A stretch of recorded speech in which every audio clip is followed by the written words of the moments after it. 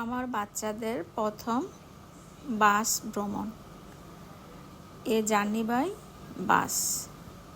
আসসালামু আলাইকুম, কেমন আছেন সবাই? কালার্স অফ ওমান, ওমানের রং থেকে সবাইকে স্বাগতম। যে যেখান থেকে আমার ভিডিওটি দেখছেন সবাইকে আন্তরিকভাবে অভিনন্দন জানাচ্ছি। তো আজকে আমরা চলে যাচ্ছি ঢাকা, চিটাগাং থেকে ঢাকা। আমার বাচ্চাদের জন্ম যেহেতু ওমানে, তো যার কারণে তারা বাস ভ্রমণ, ট্রেন ভ্রমণ কখনোই করেনি। তো সেই জন্য ঢাকা যেহেতু যাব, তাই যাওয়ার পথে বাস ভ্রমণ করলাম আর আসার পথে ট্রেন ভ্রমণ করেছি। তো আমার বাচ্চারাও খুশি, বাসে চড়ে খুব মজা পেয়েছে। তারা বলল যে মজাই লেগেছে বাসে ভ্রমণ করতে। তো আমি মনে মনে বলি বাস তো জার্নি করতে মজাই লাগবে, কারণ সেদিন ছিল শনিবার, তেমন বেশি জ্যাম ছিল না। জ্যামে আটকা পড়লে তারপরে বুঝতে পারতে মজা কেমন। তো এত কিছু আর বলিনি তাদেরকে।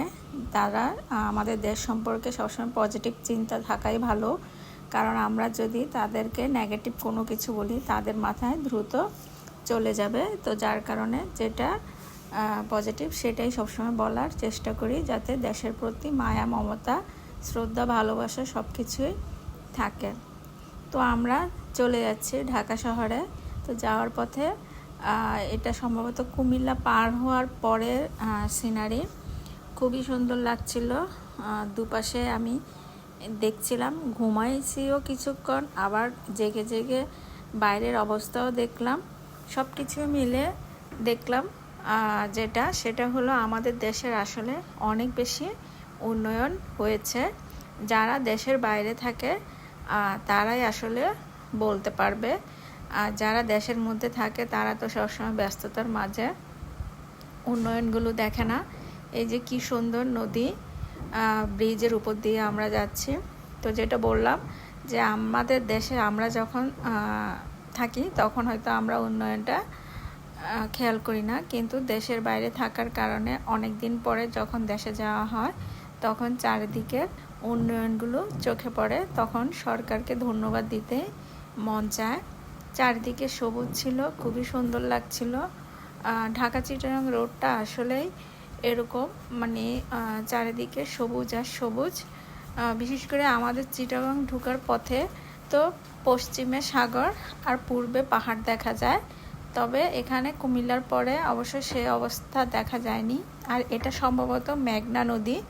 মেঘনা নদীতে স্পিড বোটগুলো মনে হচ্ছে যেন পদ্ম ফুল ফুটে আছে, দূর থেকে খুবই সুন্দর লাগছিল। তো যেটা বললাম আমাদের দেশের কথা, আমাদের দেশে আসলে যোগাযোগ ব্যবস্থা এখন অনেক বেশি দ্রুত হয়েছে। আমরা যখন আগে জার্নি করতাম, সাধারণ আমাদের শহর থেকে বাড়িতে আসতে অনেক সময় লেগে যেত, কিন্তু এখন রোডঘাট বড় হওয়াতে দ্রুত আসা যায়। তো এখানে যে শিল্প কারখানাগুলো দেখা যাচ্ছে, এটা দেখে মোটামুটি বুঝতে পেরেছি আমরা হয়তো নারায়ণগঞ্জের কাছাকাছি কিংবা কাঁচপুর ব্রিজের আশেপাশে চলে এসেছি। আসলে সবসময় জার্নি করা হয় না, যার কারণে এখানে কোনো কিছু চিনতেও পারছি না। এটা আসলে আমি আন্দাজেই বললাম, ওই যে শিল্প কারখানা দেখে। তো দুপাশে দেখছি আর সৌন্দর্য উপভোগ করছি। আসলে যেটা বলছিলাম, আমাদের দেশের যোগাযোগ ব্যবস্থা অনেক বেশি উন্নত হয়েছে, বিশেষ করে রাস্তাঘাটগুলো খুবই উন্নত হয়েছে দেখলাম। গ্রামের রাস্তাগুলোও দেখলাম অনেক বেশি সুন্দর হয়েছে।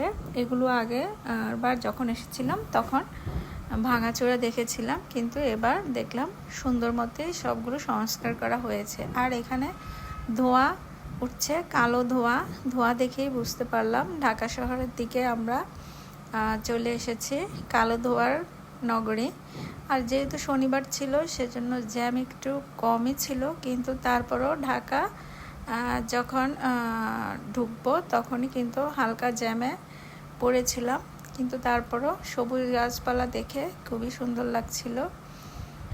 যেটা বলছিলাম জার্নি বাই বাস সম্পর্কে, আসলে আমার বাচ্চারা এখানে বাসে কখনো উঠেই নাই, ট্রেনে কখনো উঠেই নাই। তো যার কারণে তাদের চাহিদা পূরণ করার জন্যই আসলে ভ্রমণটা করা।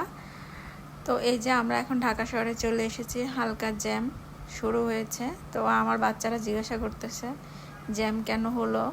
তো আমি বললাম যে এই যে এটা ঢাকা শহর মানে ব্যস্ত শহর, সবাই যার যার কাজে বের হয়, যার কারণে এখানে জ্যাম পড়ে যায়। তবে বেশিক্ষণ জ্যাম থাকবে না, কিছুক্ষণ পরে জ্যাম খুলে যাবে।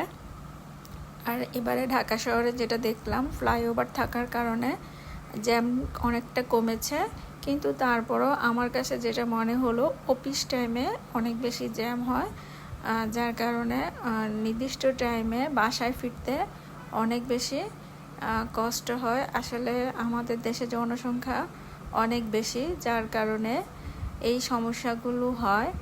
এখানকার বিদেশের যে অবস্থা, আমি বিদেশ আর দেশের মধ্যে যেটার পার্থক্য বুঝি, মানে আমার দৃষ্টিকোণ থেকে, বিদেশে আসলে জনসংখ্যা কম কিন্তু দেশগুলো অনেক বড়, যার কারণে একজনের একটা করেই গাড়ি থাকে।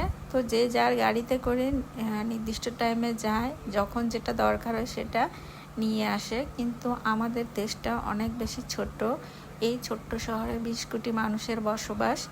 এখন আমাদের দেশে আসলে বিলাসিতা মানায় না, তো যার কারণে জনসংখ্যা বেশির কারণে আমাদেরকে এই কষ্টগুলো করতে হয়।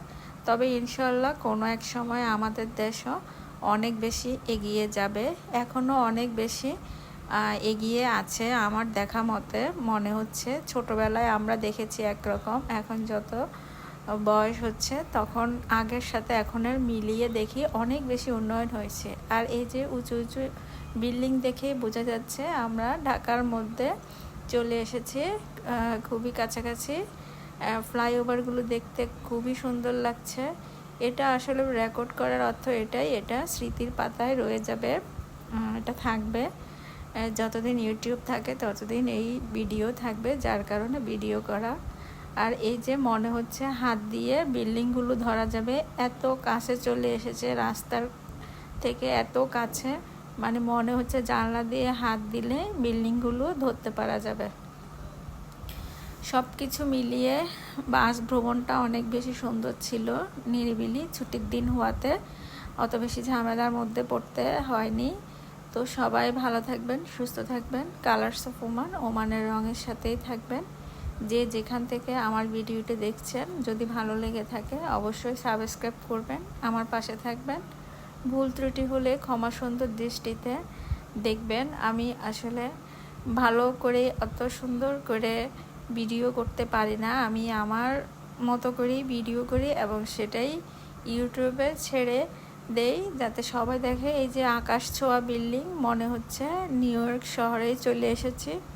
ঢাকা শহরে এবারে সেটাও দেখলাম, আকাশ ছোঁয়া অনেক উঁচু উঁচু বিল্ডিং, সেগুলো দেখিও আসলে ভালো লেগেছে। উন্নয়ন আসলে চারিদিকেই হয়েছে। আমরা চাই আমাদের পুরো বাংলাদেশই যাতে অনেক বেশি সুন্দর এগিয়ে যায়, বিশ্বের সাথে তাল মিলিয়ে চলতে পারে, সেই আশাই করি। তো এই যে একটু পরে আমরা বাস স্ট্যান্ডে চলে আসব, কাউন্টারে। তো সেখান থেকে আমার বোন জামাই এসে আমাদেরকে নিয়ে যাবে। সবাই ভালো থাকবেন, আল্লাহ হাফেজ।